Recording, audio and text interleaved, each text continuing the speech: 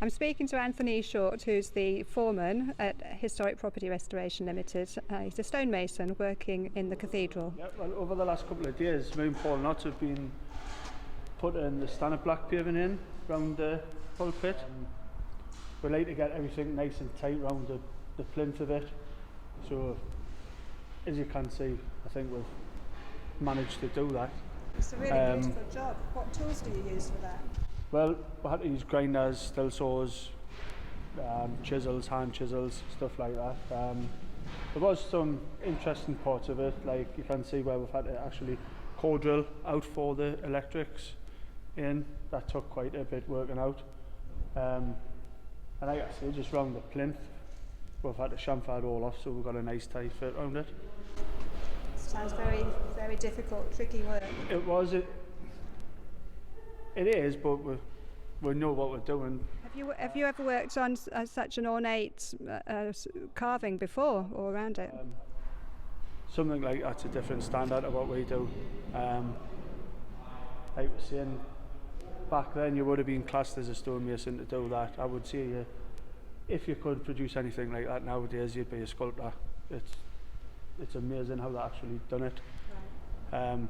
I mean, you can't even see the fiddly parts of it. How they got the chisels in without any power tools doing that is amazing.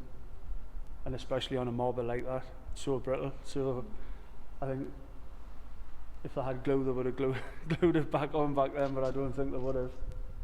I think it would have had to been done again. And now we use stone conservators to repair, obviously. And what do you like about your role here, and how have you felt working in the cathedral? It's opened my eyes quite a bit to the cathedral because I had never been in before, even though I was born in Newcastle.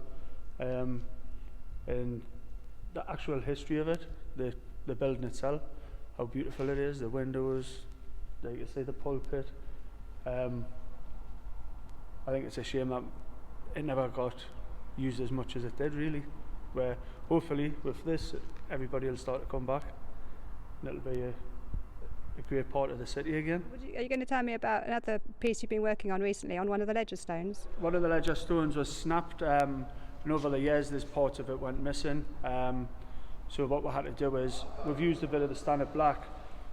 We've basically had to make templates and cut it with grinders so that we'll put it in, and it's called an honest repair now, so you can see that it has been repaired.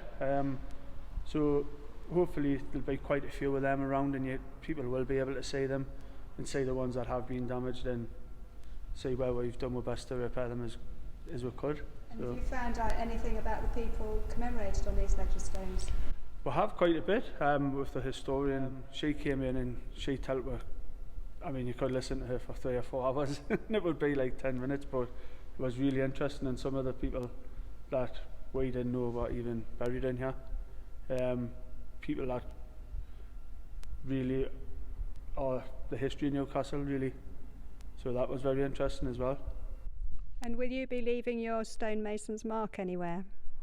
We have on some of the stones underneath already, but you can't really leave it visible, so it will be in somewhere, but we'll have to wait and see.